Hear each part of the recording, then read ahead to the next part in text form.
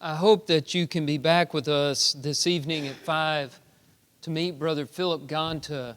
We started support for Brother Ganta this year in the Middle East, and he does a marvelous work there, and he has come a long way to be able to be with us this evening. As I said, he works in the Middle East. Not many of our brethren are able to get access to the Middle East like he does. He has credentials that allow him to move freely, but it's still very dangerous work that he does.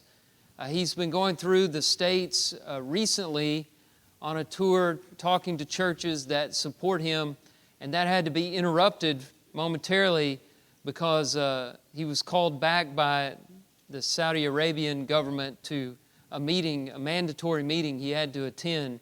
And he's just come back from that, and he's able to thankfully be with us tonight. So I hope that you'll be able to be back tonight, meet him, and hear about the great work that's being done through him there in the Middle East and in other places as well. The question of our lesson this morning is, who is great? And the way that you answer the question, who is great, depends on your idea of what great means. People have different standards for that. One thing's great to another, and that same thing could be bad to another person. I remember when I was in school in one class, for some reason, a student raised his hand and asked my instructor, who is the greatest preacher in the brotherhood? And he paused for a moment, the teacher did, and he said, well, I guess the greatest preacher in the brotherhood would be some guy you've never heard of before, who's preaching in Montana or some faraway place like that to a group of 25 or 30 people.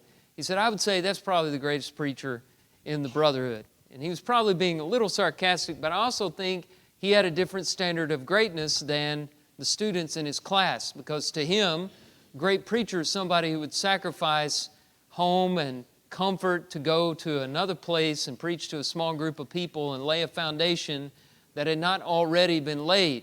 That was his standard, and maybe for some of the students the standard was the person who preached to the largest number of people or in the most influential place, or maybe somebody who had a teaching position at a well-known Christian school or a preacher training school.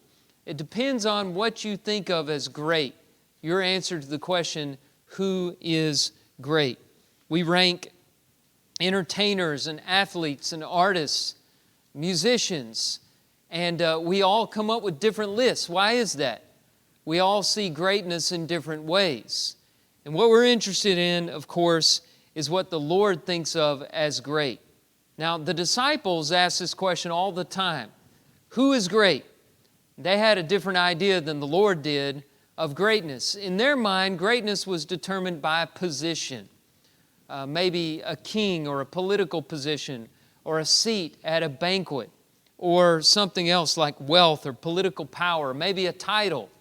That determined greatness to them. But in Jesus' view, greatness was decided by service, which is a very radical notion in his day and ours as well. This question is asked in our text, who is great?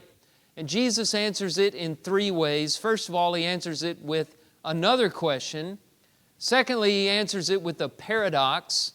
And then finally, he answers it with an object lesson. So let's look first of all at the question that he asks in order to answer this question. And it's at the beginning of our text, which is Mark chapter 9. He asks them this question, what were you discussing on the way? They had been passing through Galilee and they were coming into Capernaum. And they went into a house and he gathered them around and he asked them this question, what were you discussing on the way? And they kept silent and were embarrassed to answer the question because they had been discussing among themselves who was the greatest. And of course, Jesus, he already knew the answer to this question, right? He knew what they were discussing, but he wanted to ask this question to bring into the light this problem that they had of pride and concern with the greatest. Now, this is an argument that the disciples had a lot. If you read the gospel accounts, you see it coming up over and over and over again.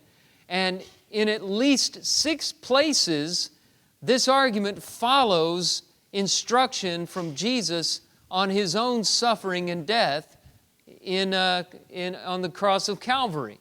It happens here and in 5 other places, which is really interesting. Here you can see in the text, if you have your Bibles open to Mark chapter 9, that he had just told them in verse 31, the Son of Man is going to be delivered into the hands of men, and they will kill him, and when he is killed after 3 days, he will rise. And after that, they start arguing about who is the greatest. This is a pattern that continues. If you go over to chapter 10 of Mark, you see them having this discussion again. James and John are requesting that they be placed on the right hand and the left hand of Jesus when he comes into his kingdom. And this infuriates many of the other disciples because they wish they could be in those positions of honor. And it's another argument over who is the greatest. But what happened right before that? Right before that, if you look in your Bibles, for a third time, Jesus told them about his sufferings that would come upon him when he was crucified. They will mock him, he says, and spit on him and flog him and kill him. And this is true in other accounts as well. If you look at Matthew chapter 18, 1 through 4, they're having this discussion or argument with one another again after Jesus gave the prediction of his sufferings.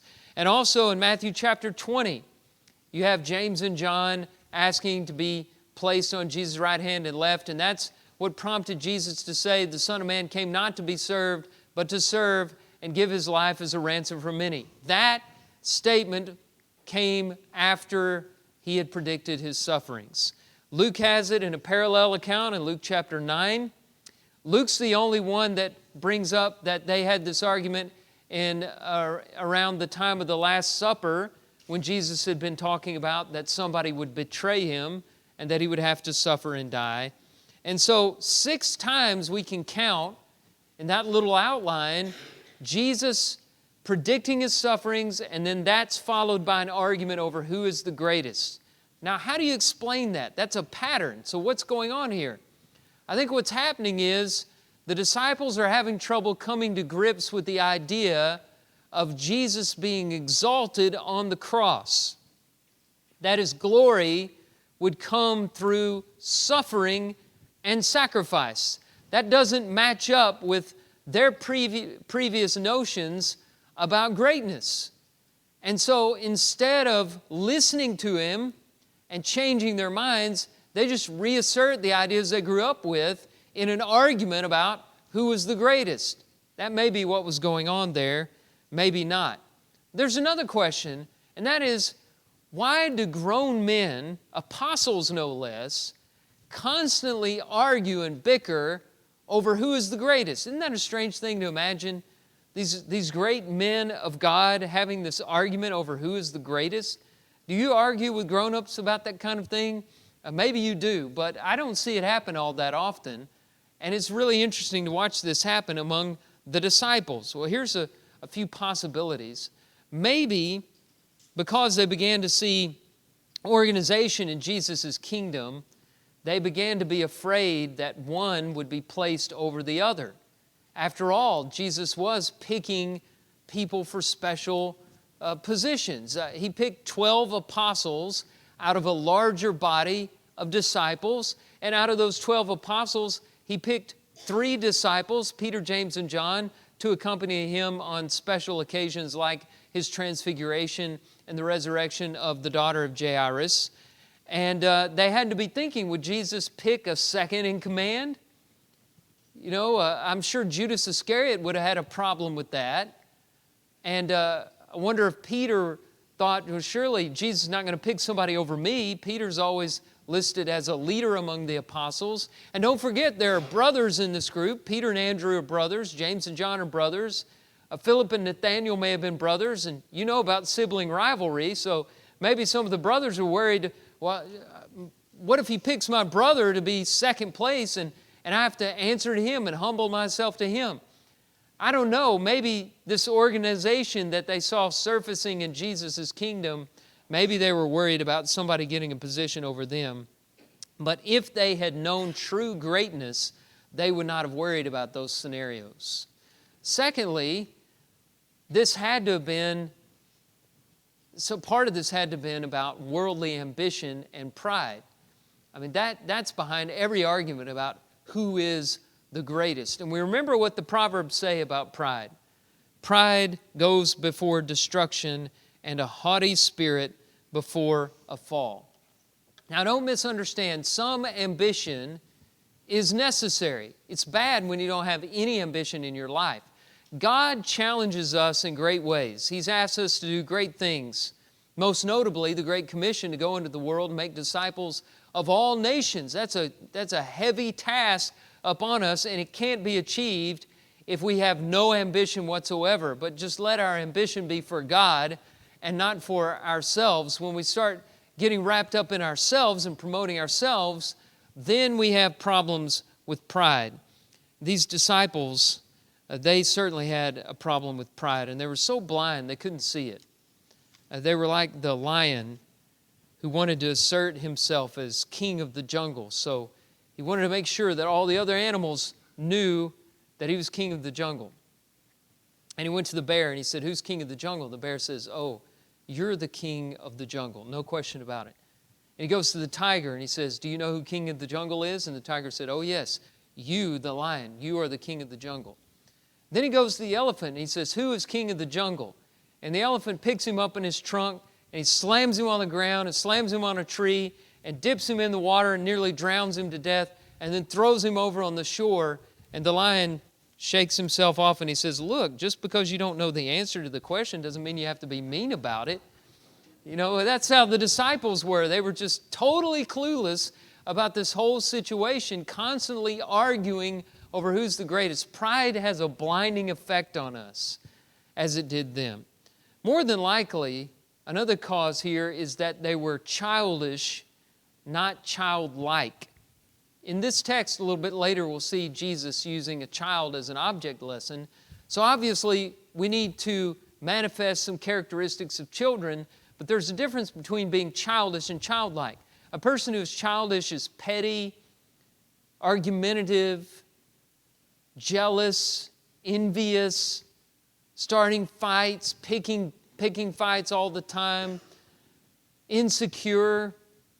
But a childlike person is humble and innocent and pure and recognizes that they can't return what grace has been shown to them. And they were childish. They were fighting over positions they could neither grant nor fill. We have to ask ourselves, are we worrying about who is the greatest? Or maybe we don't get in arguments all the time with people about it. Maybe we do. But do we go over this in our mind all the time? Are we constantly worried about somebody being promoted over us, somebody being exalted above us, respected more than us? Let's be honest with ourselves. We struggle with this sometimes. Is it because we're worried about somebody getting a position of honor over us? We're more concerned about greatness being position than service. Or maybe it's that we're full of worldly pride and ambition. Or maybe we're just childish instead of being childlike. It's important for us to examine ourselves on this as Jesus examined the disciples. And so you have this question, what were you discussing on the way? They were talking about who was the greatest. Here's the second way he answers the question, who is great. The second way is through a paradox. And here's the paradox in verse 35. If anyone would be first, he must be last of all and servant of all. Verse 35. A paradox is a seemingly contradictory statement that's made to make a point. Somebody once called it truth standing on its head. When you look at this, it doesn't make sense on the surface. If anyone's first, he has to be last. What does that mean? But there is sense in it. It gets your attention because it's an apparent contradiction, but underlying what's on the surface, you have a very important truth. To be first, to be great, you have to be last. You have to be humbled. You have to be a servant. It's about humility and the greatness of humility. What's humility? Humility is being willing to accept less than you deserve. Being okay with that. That's what humility is. If you want to do a language study on it, it's interesting how the New Testament word humility works. It literally means to make small. And so humble is often used in the idea of lowering oneself. Sometimes it's used literally in the sense of making lower, like in the description of John the Baptist in Luke chapter 3, verse 5, where Luke says, every valley shall be filled and every mountain and hill shall be made low. The verb made low is the same word translated humble in other contexts.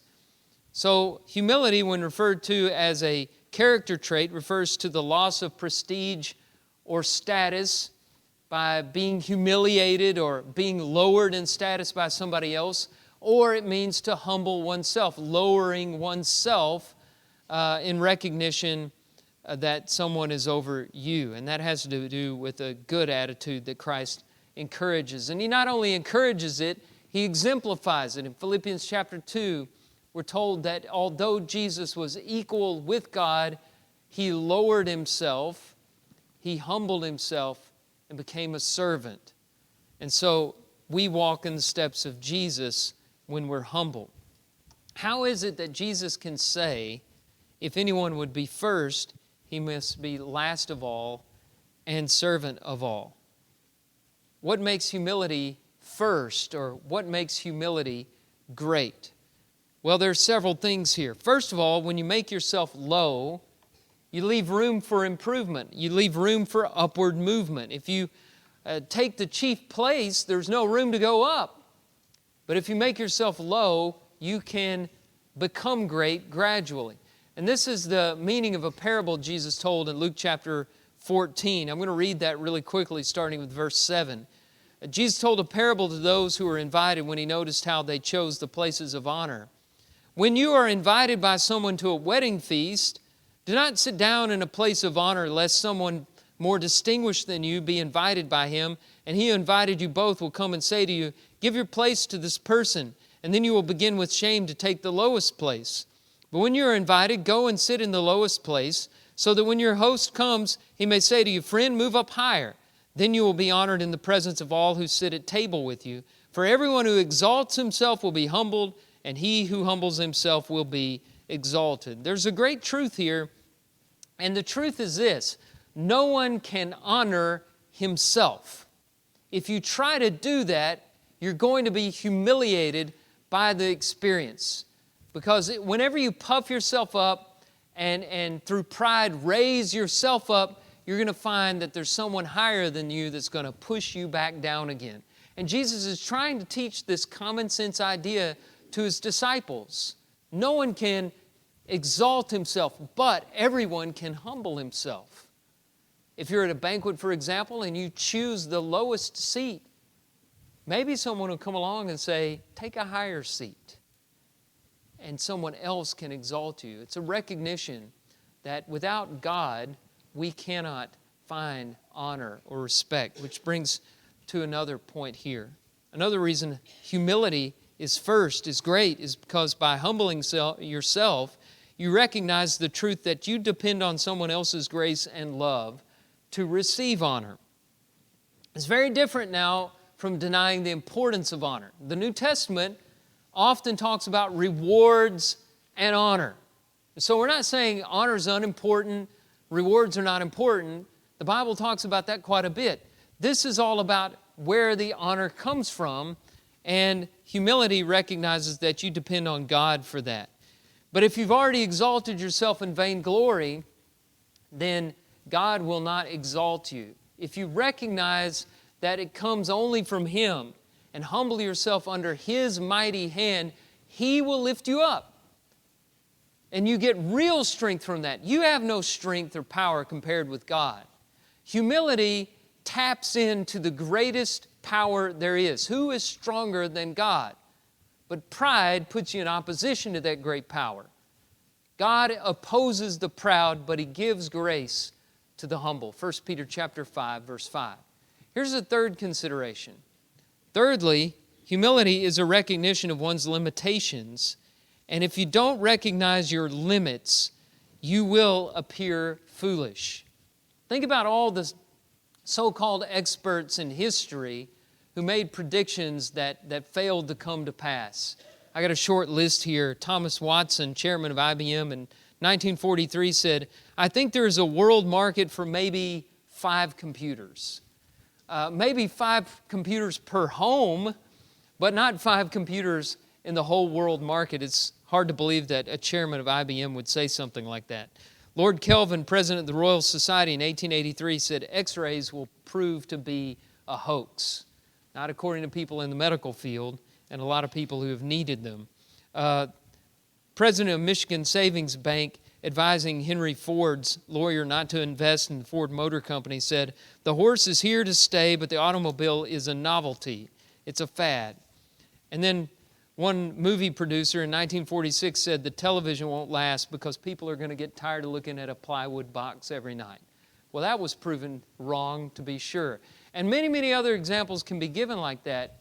Pride will make you look foolish every time. That's why Solomon said, "In the mouth of a fool is a rod of pride." Proverbs chapter 14, verse 3. And here's another consideration. Humility is great because it allows us to enlist the support of others. And we cannot do this on our own. But pride goes before a fall, among other reasons, because I am having the hardest time with this clicker. Because proud people try to do everything themselves. They don't want anybody else to get the credit. You remember what Ronald Reagan said? He had the sign on his desk. And he says, "There's no limit to what we can accomplish if no one cares who gets the credit." If you're not worried about who gets the credit, you can accomplish so much more because you can work together with others, and we can't do it alone. Another proverb says, "Let another praise you and not your own mouth, a stranger and not your own lips." Proverbs chapter 27, verse 2. Finally, humility is great because it's the only way to truly see Christ. It's said after a famous sculptor finished his statue of Christ, he brought his friend to come and see it. And his friend said, "It's great, it's beautiful, but I cannot see Christ's face." And the sculptor returned, he said, "The only way to see His face is to get on your knees." And that's true. Humility, maybe more than any other thing, is great because it gets us on our knees where we can truly see our King, Jesus Christ. Those who humble themselves will be first. That's the paradox and the answer to the question, who is great?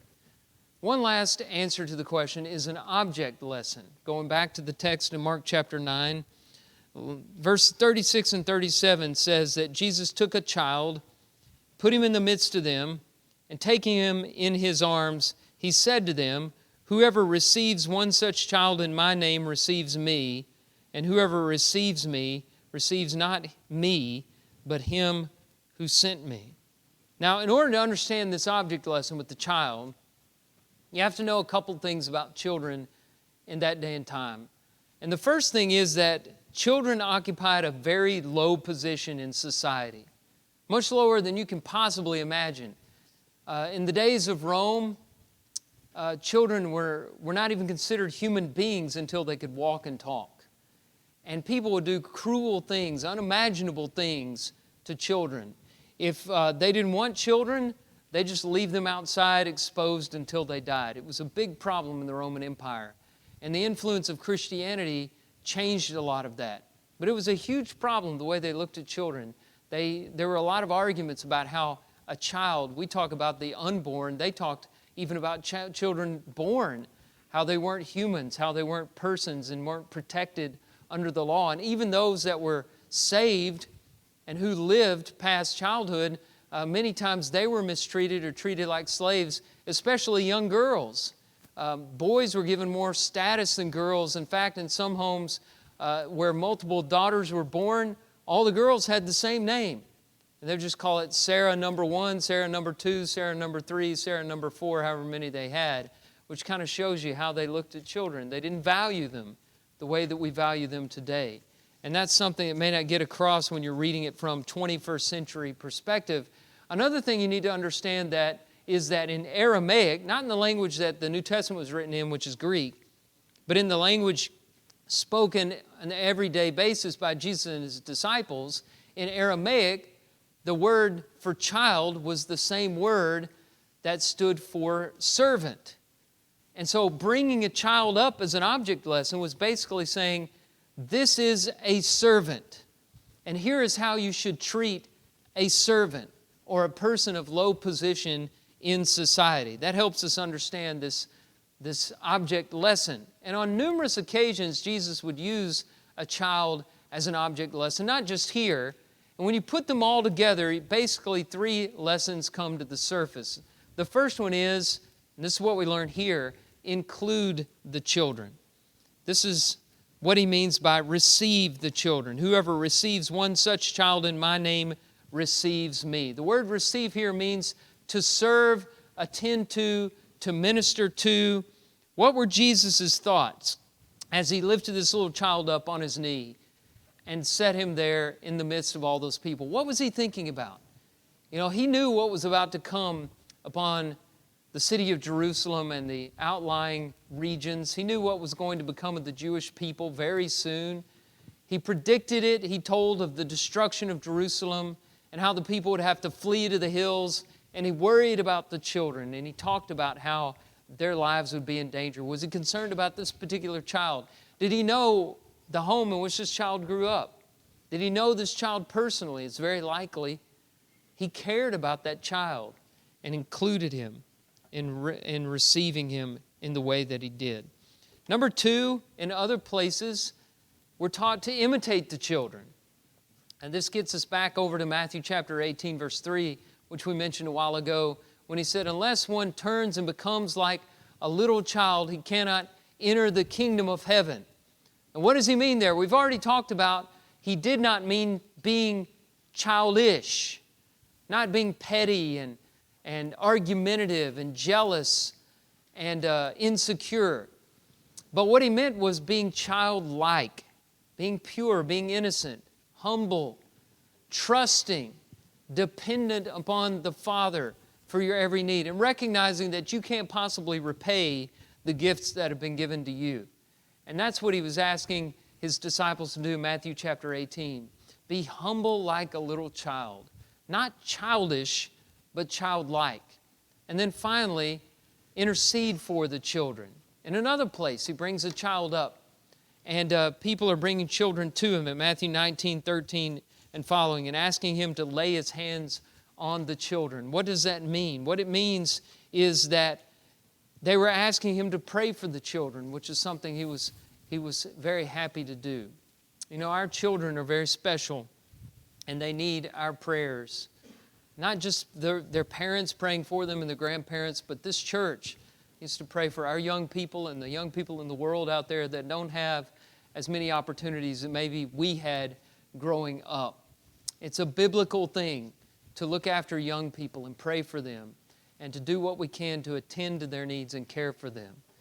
Jesus said, receiving this child is receiving me, and receiving me is receiving my Father. What did he mean by that? We already said that receiving has to do with serving, attending to, ministering to the needs of those who are less fortunate, those who are mistreated, those who are oppressed, those who can't do for themselves. And that's what that child stood for. And so Jesus is saying, in receiving this child in this way, you're acting the way I would act in that situation. I look after the oppressed. I look after those who can't help themselves. I came not to be served, but to serve. And so in receiving a child like this, or someone who's mistreated or oppressed by society, in doing this, you are acting the way that I would act. In essence, receiving me. And I and the Father are one. And so if you're receiving me, you are receiving the Father. And you have fellowship with us in this work of service. That's what this object lesson is all about the greatness of service, the greatness of humility, the greatness of being last. And so Jesus is asking a lot. He's asking us to scrap everything that we know about greatness and start all over again. And he's telling us that greatness is not about being first or about having a position of honor or about being served, but greatness is being last, being a servant. reaching out and helping the oppressed and the helpless. In other words, being great is about being like God. That's what it's all about. God gave Himself for you on the cross. He reached out to the helpless, sinners who couldn't save themselves, and gave us the means of deliverance through the cross of Jesus Christ. And in imitating Him, we reach out and help those who can't help themselves. Have you been helped by the Lord? Have you reached out and received that gracious offer of salvation? If not, you have an opportunity this morning either to obey the gospel and put on the Lord in baptism, or confess your sins and have this church pray for you, or in weakness just to reach out for help and let us pray for you and do what we can to assist you. We want to minister to you just as Christ would, as God would. Let us do that right now as we stand and as we sing.